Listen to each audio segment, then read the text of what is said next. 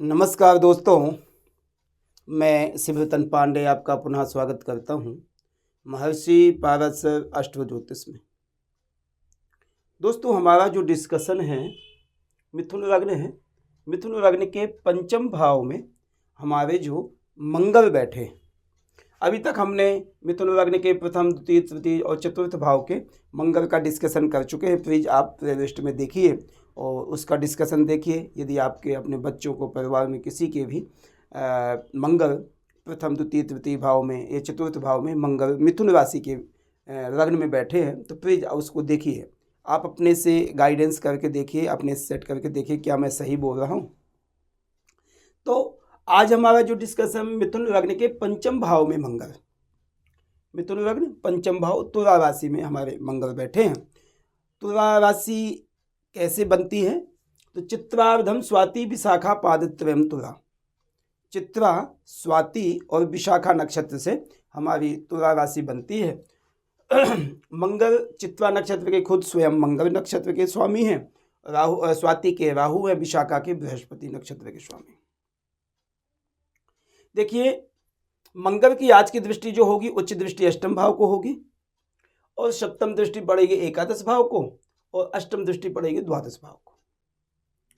अब यदि द्वादश भाव को आपको दृष्टि जा रही है मंगल की, वो भी एकादश भाव का स्वामी और छठे भाव का स्वामी है, तो क्या उसका फल होगा उसमें हम डिस्कशन करेंगे।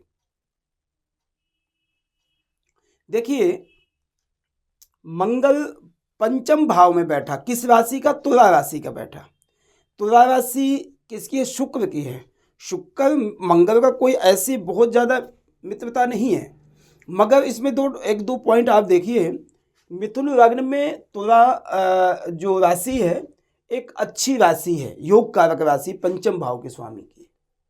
तो वहाँ पर शुक्र यदि अच्छा बैठा है तो वह मंगल को अच्छा प्रभाव देगा। अब हम पंचम भाव से विचार क्या करते हैं?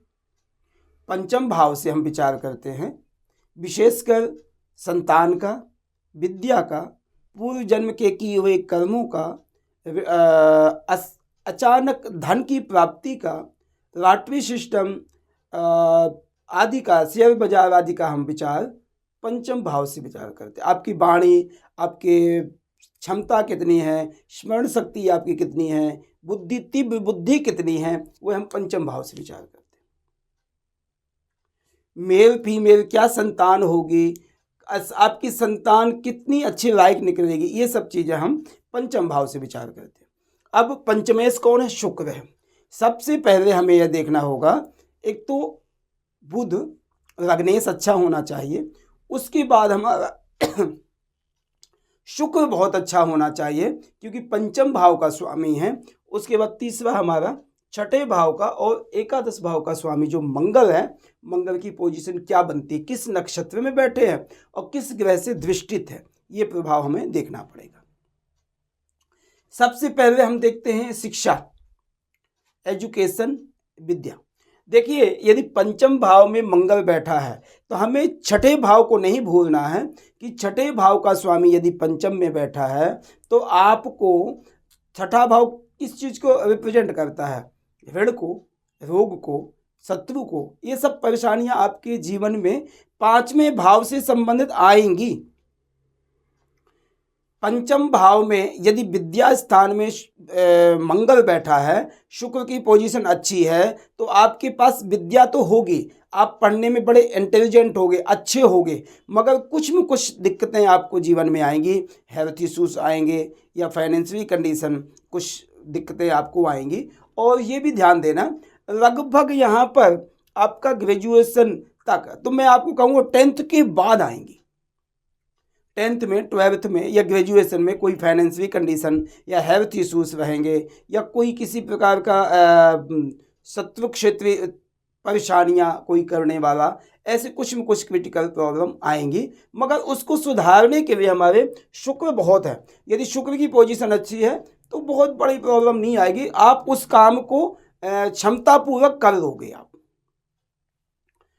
अब पंचम भाव में हम यदि संतान से संबंधित बात करें, अभी हमने विद्या की बात की, संतान आपके यदि यहाँ पर शुक्र ज़्यादा प्रभावशाली है, उच्च आदि अवस्था में स्वराशि में बैठे हैं, तो फीमेल संतान के ज़्यादा योग बनेंगे। और यदि मंगल बृहस्पति या अपने नक्षत्र में बैठे हैं, चित्रा नक्षत्र में या विशाखा नक्षत्र में बैठे हैं, तो उसमें मेल कंडीशन की ज़्यादा होगी। मगर मंगल पंचम भाव में बैठने के साथ साथ छठे भाव का स्वामी है, इसलिए जब भी आपके संतान होगी, यदि स्पेशली मेल संतान, यदि मेल संतान होती, क्योंकि मंगल के कारण से हम बात कर रहे हैं, मेल संतान होती है तो आपके जीवन में या तो मेडिकली दिक्कत आएगी आपकी पत्नी को, या स्वयं यदि फीमेल की कुंडली तो खुद को, या आपके जीवन में कुछ संकट परेशानियां आएंगी, या कोई तांत्रिक बाधा के द्वारा आपके संतान में कुछ किया कराया, या कुछ ऐसी दिक्कतें आएंगी। उसमें यदि जिस नक्षत्र में मंगल बैठा है और उस नक्षत्र का स्वामी अच्छा बलवान है, तो आपको ये दिक्कतें कम आएंगी। एग्जाम्पल, यदि बृहस्पति विशाखा नक्षत्र में वहाँ के स्वामी हैं, मंगल वहाँ बैठे हैं, ठीक है, और बृहस्पति अच्छे स्ट्रोंग होकर के लग्न भाव में बैठे, एकादश भाव में बैठे हैं, नवम भाव में बैठे हैं, मंगल पर दृष्टि डाल रहे हैं, तो बुरा प्रभाव कम हो जाएगा और शुभता का प्रभाव, अच्छा प्रभाव आपको ज़्यादा होगा। ठीक है, ओके। अब हम पूर्व जन्म के किए हुए, एक बात का आप ध्यान देना, बहुत से लोग, हम जब कोई चार्ट देखते हैं, व्यक्ति इस काम में, इस योनि में, इस जन्म में कोई बहुत अच्छे कर्म नहीं किए होता, मगर फलता फूलता बहुत है। वो अपने किए हुए कर्म पहले के धर्म का बांट करके आया है, इसलिए भोग रहा है, अच्छा भोग रहा है। अब जो भोग रहा है वो पीछे जन्म के हैं, तो हम पंचम भाव से विचार करते हैं। जिस व्यक्ति का पंचम भाव स्ट्रॉन्ग होगा, तो आप बात का ध्यान देना, नवम थोड़ा चाहे कमजोर भी हो, तब भी वो व्यक्ति धनी होगा, यशस्वी होगा, मनस्वी होगा और पूजनीय होगा, उसके पास धन भी होगा। आप यह नहीं कह सकते हैं कि हम नवम भाव से ही भाग्य का विचार करते हैं। नवम भाव से नवम क्या बनता है? पंचम बनता है। आप ये बात का ध्यान देना।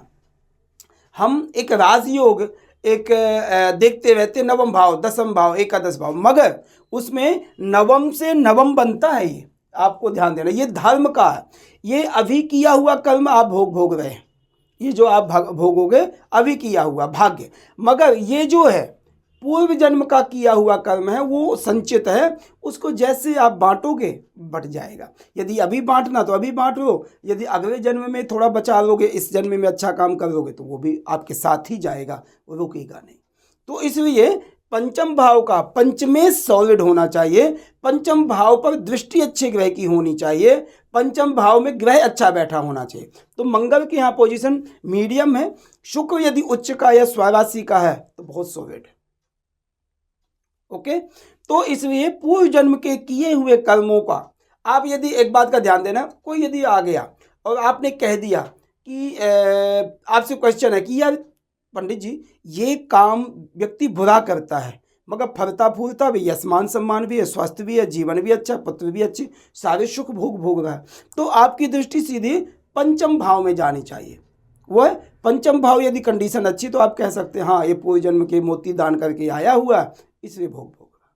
ओके, अब हम यहाँ पर विद्या की बात हो गई। अब उसमें से लॉटरी सिस्टम, अचानक धन, जैसे हम लाइफ इंश्योरेंस आदि करवा लेते हैं या LIC आदि करवाते हैं, कभी कभी हमें इकट्ठा करते जाते थोड़ा थोड़ा था, हमें इकट्ठा पैसा मिल जाता है, हमें पता भी नहीं होता है वो पैसा आपको मिल जाता है। पहले आज से 100 साल पहले लोगों का आदत थी कि सब जो धन है उसको गाड़ के रख देना और गाड़ के बाद में भूल जाना। बाद में जब उनके संतान कोई पुत्र है, पोता पोती आदि कोई है, वो निकालते तो उनको मिल जाता, तो उसको कहते हैं अचानक धन की प्राप्ति, गड़ा हुआ धन की प्राप्ति। तो मंगल अपनी चतुर्थ दृष्टि अष्टम भाव को देखा, उच्च राशि की दृष्टि डाला, तो ये स्वाभाविक है कि आपको गड़ा हुआ धन या अचानक धन की प्राप्ति अवश्य होगी और आपके जीवन में 28 साल के आसपास होगी, या मंगल की दशा अंतरदशा जब आएगी जब आपकी प्राप्ति होगी। ये सत्यता है। चतुर्थ दृष्टि बहुत अच्छी है। आपको कोई भी चीज़ का ज्ञान यदि लेना है तो आप पूरी अंतर गहराई तक जा कर के उसको डीप तक जा कर के आप रिसर्च करके आप उसमें बात करेंगे, क्योंकि विद्या बुद्धि का काम हो गया और वहाँ पर दृष्टि आप डीप में जा रिसर्च की बात कर रहे हैं, पृथ्वी के नीचे जाने की बात, गहराई की बात कर रहे हैं, तो आप मंगल अपनी खुद की दृष्टि अच्छी उच्च दृष्टि तो आपको बेनिफिट देगी। मंगल एकादश भाव को दृष्टि डालेगा, सप्तम भाव की दृष्टि खुद स्वयं की दृष्टि है। भाई बहनों से प्रेम, स्नेह, परोपकार, धर्मार्थ आदि कार्यों में आपकी रुचि होगी। आप रूटीन के कार्यों में, रोजमर्रा के कार्यों में धन अच्छा कमाएंगे, रोज आपके धन आएगा, ये सत्यता है। अब हम इसमें एक दो चीज़ें करें, या नौकरी करेगा ऐसा व्यक्ति या करेगा बिजनेस। दोनों ऐसे व्यक्ति को दोनों बेनिफिट है। इसमें यदि शुक्र ज़्यादा प्रभावशाली है तो ऐसे व्यक्ति के लिए बिजनेस ज़्यादा बेनिफिट होगा। यदि मंगल तो है ही स्वाभाविक अच्छा है, तो मंगल आपको यहाँ पर डिफेंस आदि में जाना, कोई स्पिरिचुअल आदि का गाइडेंस देना, आपको स्पोर्ट्स आदि में जाना, इन सब चीज़ों से आपको भाग्य में लाभ होगा। मंगल की अष्टम दृष्टि द्वादश भाव को जाएगी। द्वादश भाव क्या एकांतिक बात करता है, ये थोड़ी सी दृष्टि उतनी प्रभावशाली नहीं रहेगी। वैसे तो शुक्र की ही दृष्टि है द्वादश भाव में जाना मंगल को, क्योंकि मंगल एक एग्रेसिव ग्रह है, एग्रेशन देता है, जीवन में झुकने नहीं देता है, तो यहाँ पर शांति का प्रतीक है।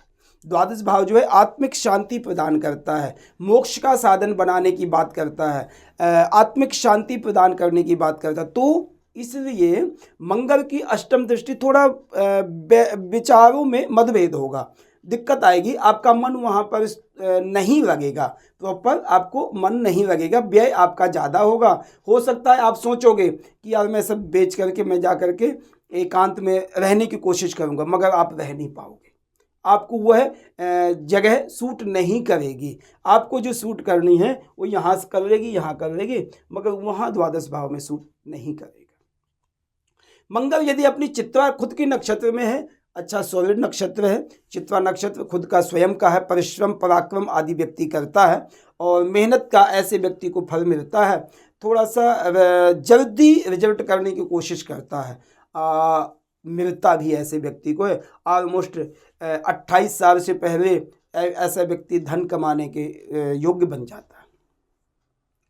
मंगल यदि राहु के नक्षत्र में है तो ये स्वाभाविक है और तो ठीक ठाक रहेगा, विद्या आदि में दिक्कतें आएगा, डालेगा, मन नहीं लगेगा, ऐसा व्यक्ति की बुद्धि बड़ी तीव्र होगी। मगर ऐसे व्यक्ति के लिए जो आज की कंडीशन है, जैसे मोबाइल चलाना, टीवी चलाना, कोई सॉफ्टवेयर बनाना, मैकेनिकल काम करना, ये सब चीज़ों के लिए एआई आदि से काम करना, ये सब चीज़ें आपको स्वाति नक्षत्र के राहु आपको ये प्रदान करेंगे कि मंगल एक बुद्धिमान व्यक्ति है और राहु जो आज की जनरेशन को चाहिए वो आपको दे जाएगा। मगर आप यदि कहें कि आपको इससे इज्जत मान सम्मान या बहुत सा धन कमा लोगे, मगर उसको बचाने के लिए मुश्किल होगा, क्योंकि मंगल की द्वादश भाव को भी दृष्टि है। ठीक है, मंगल यदि विशाखा नक्षत्र में तो बृहस्पति के नक्षत्र में बहुत अच्छा नक्षत्र है, ये आपको ऊंचाइयों तक ले जाएगा, वहाँ स्टेबिलिटी दे देगा।